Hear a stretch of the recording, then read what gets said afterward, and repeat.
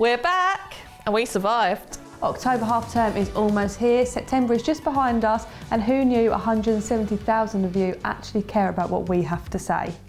Thank you for tuning in, and you can contact us on TikTok and Instagram at MarkMyPod.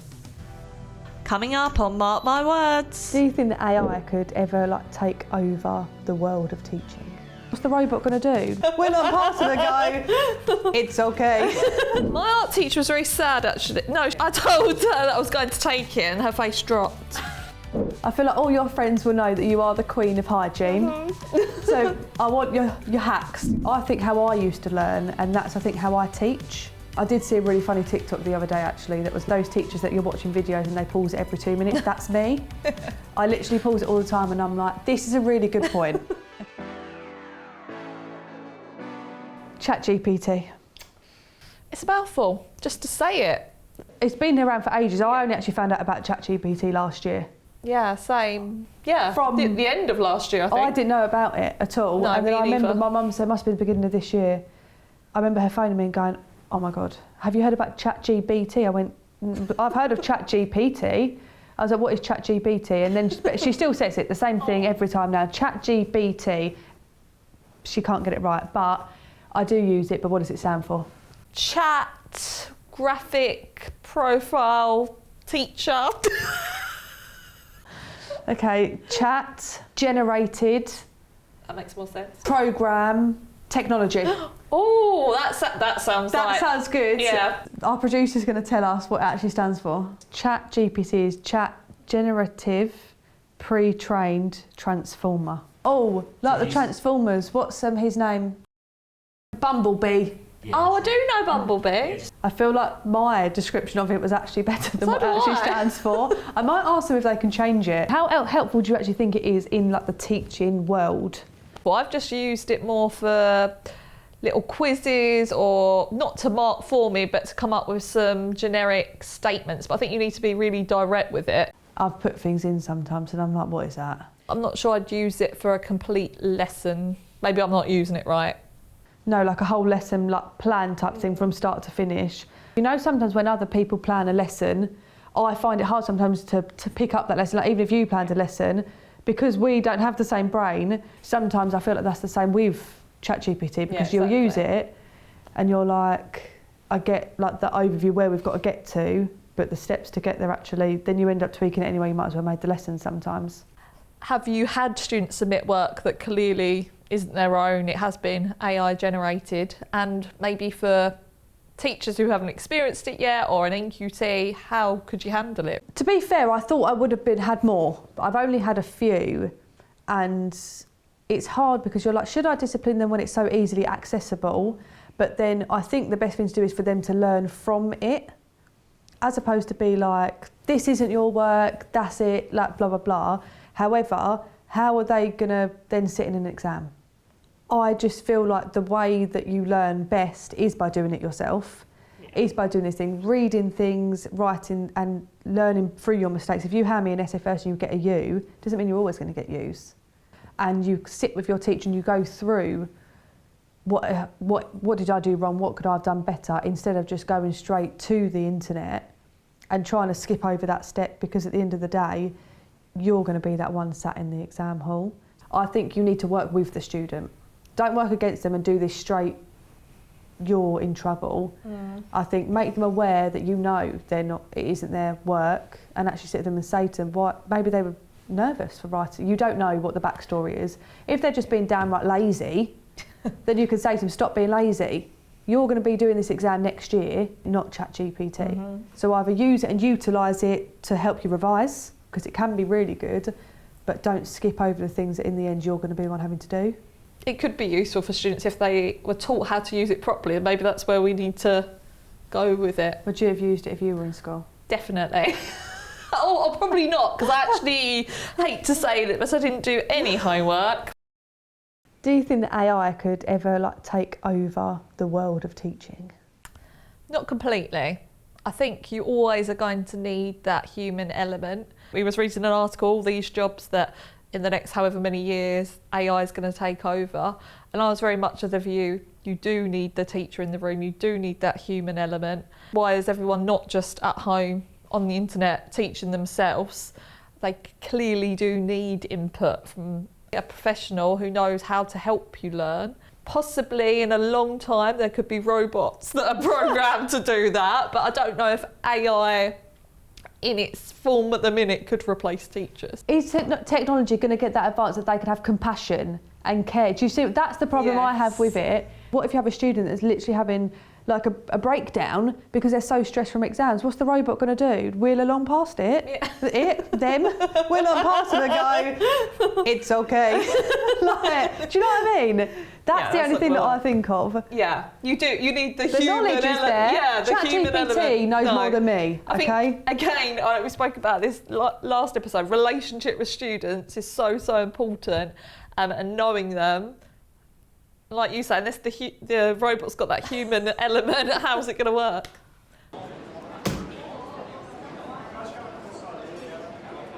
We're going to do our own version of like Pictionary, and it's going to be like guess the school item, subject, something that comes to your brain when you think of school. We're both going to draw one at the same time, and then you're going to turn yours around first, and I'm going to try and guess what it is. Good luck, I'm not very good. So I'm not Picasso, you're good. Okay, right, off you go. I sounded like a teacher then, off you go. You should know exactly what this is. Oh wow, this is bad. 3, 2, 1. You're such an idiot. You draw what's behind me. Right, yours is a globe. Yeah, but it's a subject because they like colouring in. Geography. And yours looks like a chalice. Yes! Yes, I told you I'd know what it is. RE related, possibly. A chalice. Yes. Oh, now it's actually quite hard because that was the first thing that I had in my brain. Okay. I don't actually know if I can draw that. Soz. Okay. 3, 2, 1.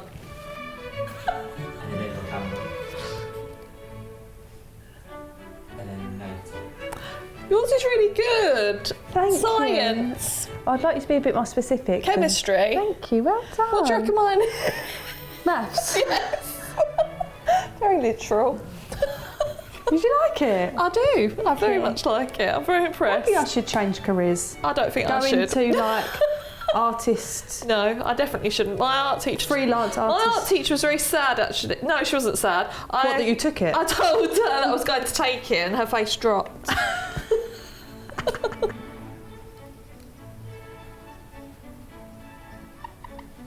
3, 2, 1.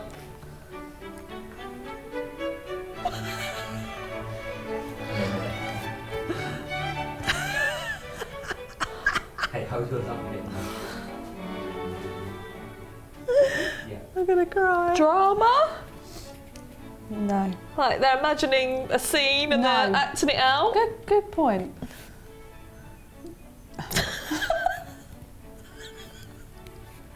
An exercise book that you're marking? Yeah. Okay. So what is your answer for mine? Mine's very, very specific. I don't know what that item in the thought cloud is. Is that a thought cloud? No. If you knew it, you'd understand it. Maybe you'll understand it when I tell you. I wonder if the producer knows what it is. From something. Macbeth. I thought that was obvious. It's Macbeth. That's why I said drama. Macbeth, he sees the sword, the knife floating, he's like, yeah, no. I should have been more literal. Okay, I win. Macbeth.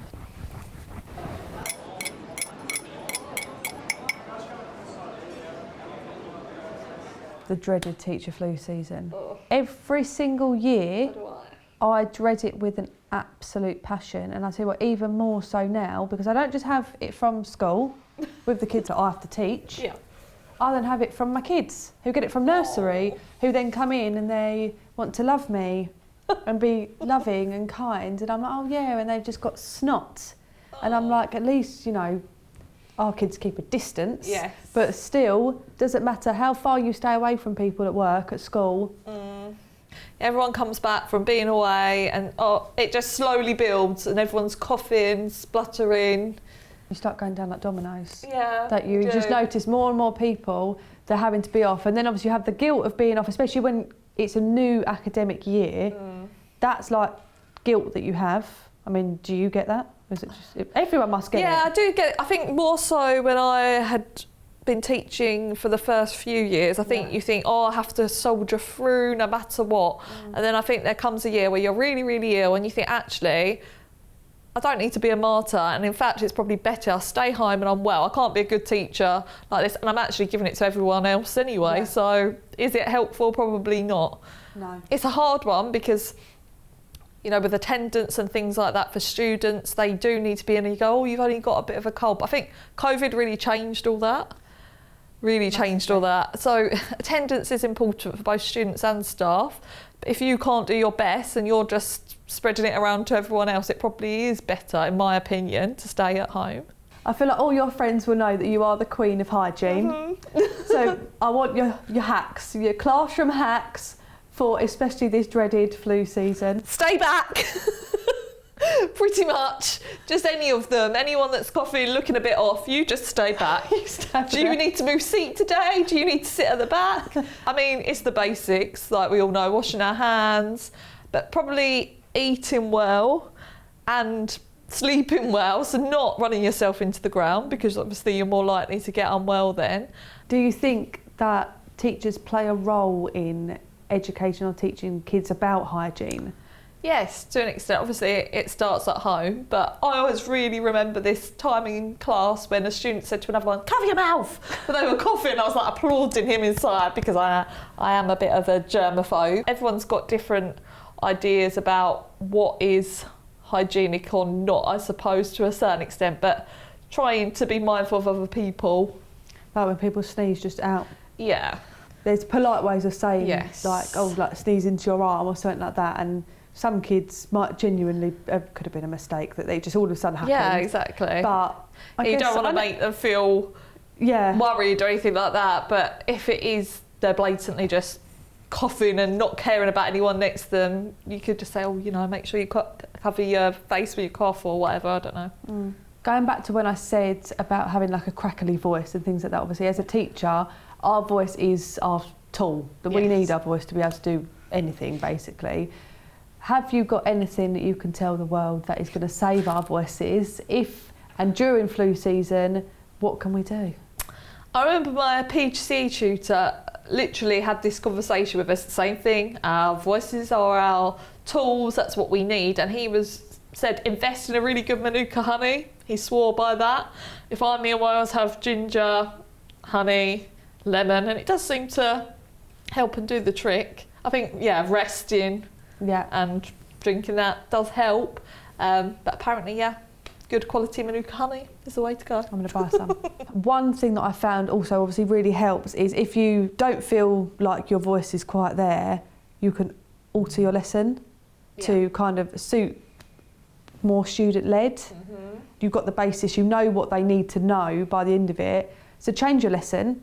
You don't need that. Instead, you are just like a tool as a student or like a guide, so they can come to you if they need you. But other than that, you're going to have all these things. This is what you're doing, and that's that. Then all you need to do is walk around. You don't need to speak to them. You might need to take the register, stand there and do that, and then that'll pretty much be you're resting your voice. You're able to rest your voice. Sit, and you can maybe even have your honey, your ginger, lemon, honey, little thing. Make that before the lesson. You got that there, and then it could be very student-led, which I think also helps with that idea of student engagement as well.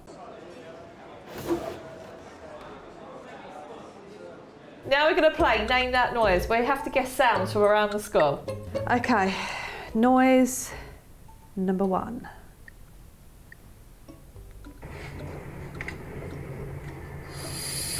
No, it isn't.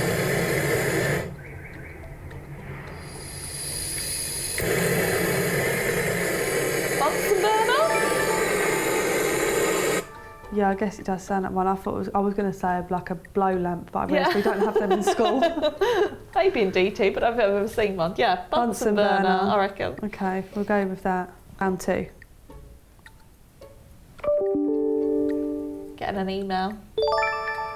You're in school more than I am, clearly. An email sound. I thought that was just like Google Chrome. Okay, you need to give me a chance. I'm sorry, I'm just too good at it. Right, let's go for sound 3.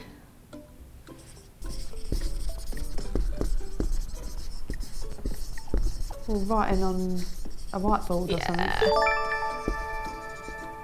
Okay, sound 4. Stapler! Yeah. Oh, it's a Minigame thing. Well, yes, stapler.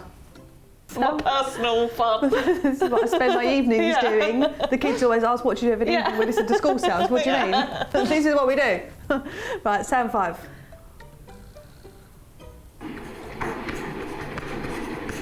Bit PE? Or that? Like bouncing the ball, it sounds like to me. The kids running away from us? Or really fast writing on a board. I feel like it's a ball, Yeah. but more scurrying. What is it? Not from a hall. It was an exam hall. That's fine. That was your fault. Yeah. I just remember what you wanted. I would have got that right. Okay, last one. Is it your lanyard? Oh, is it? I thought it was someone dropping pins. Yeah, that makes more sense. That is, no, listen to it again, look. Yeah. I just like to play with mine.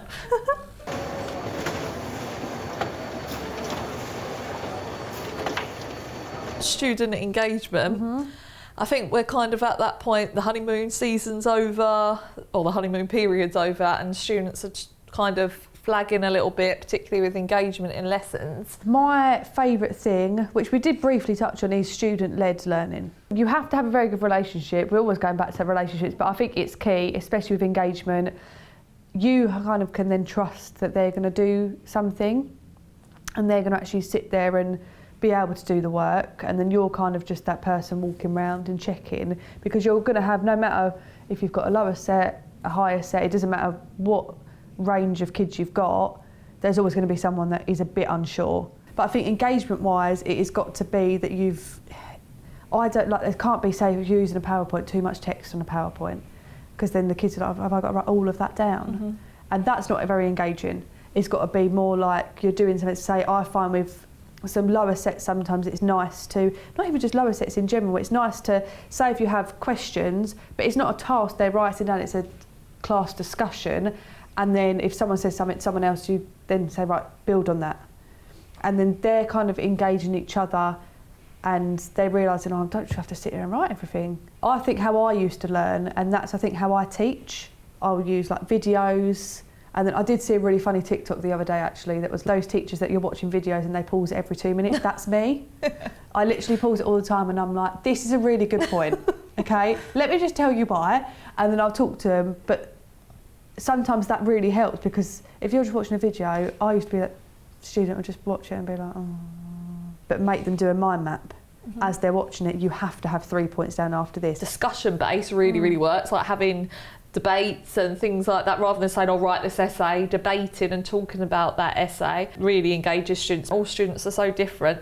You can't engage them all in one lesson. You might have to have different strategies, different lessons for different type of learners. You're going to have to try different things each time to engage different types of students, really. I remember one year I had a class that they weren't difficult, but they were like a bit standoffish to want to have that relationship with you. They were a bit unsure. Didn't want to kind of engage with that relationship with me yet. And I remember the one thing that motivated them and brought them round was that I kind of pitted them against each other. So it was a challenge of, and whoever wins in the end, I had 3 prizes to build up to Christmas. The first one got a stocking full of stuff, second one got a little bag, and the third one got just like a little box of chocolates. Well, that was it. I had them wrapped around my little finger. They were like, every single lesson, every one of them had their hand up. They was like, yes. And I think back to it, I think they're the types of things that do help. But even small things now that I do, phone calls home. The most simple thing that we do as teachers, but a positive phone call home goes such a long way. Yeah, I should do more. I should definitely do more. I think I'm a bit like you, that sometimes you get bogged down about all the other things you need to do, and really that is the most important thing you can do as a teacher. I definitely need to call home and give a bit more positive praise in that way. Like you say, it goes a long way. maybe only you, that student and their parent or guardian knows about it, but they all appreciate it. Do you think, because I do, that student engagement's really changed because of things like social media, like their capacity to concentrate? I don't know. Yeah. I don't know why I think it's social media. Maybe it's not that at all. But I find, even if I put on a little clip, sometimes they struggle because they're used to seeing really small, quick clips on TikTok or etc. Like 30 seconds, maybe a minute maximum. That's very short. Yeah, I would. That's a hard one because how do we, like, they're very, very present on social media. Yes. With things, obviously, it's such a big thing in today's world. Yeah, it just makes me think. Yeah. I've just noticed, like, over the last 10 years that students' concentration has changed, and maybe it's just different types of students that I've taught, but it's just something that makes me think, oh, is it because they're used to this quick win social media stuff, that how do we... So I know they used to say, like, do things in 20-minute chunks, but I think it needs to be really short now and snappy. Yeah, like short and sweet things, which then makes it harder for us to try to not just engage but motivate them to want to do it, because sometimes it's like, well, we can't do this in 1 minute. No. We need at least 10 minutes. Exactly. So yeah, that's a challenge, I think, in itself. That's it for this episode, and thank you for tuning in. Join us next time when we'll be talking all things teaching and maternity, Christmas and the dreaded term after the new year, and how we would attract new teachers to the profession if we were Prime Minister. We know you love Guess This Language, so if you've got any ideas for mini-games, let us know. Ow, I've got cramp. She's got cramp. She needs to move. She's got cramp and an itchy back.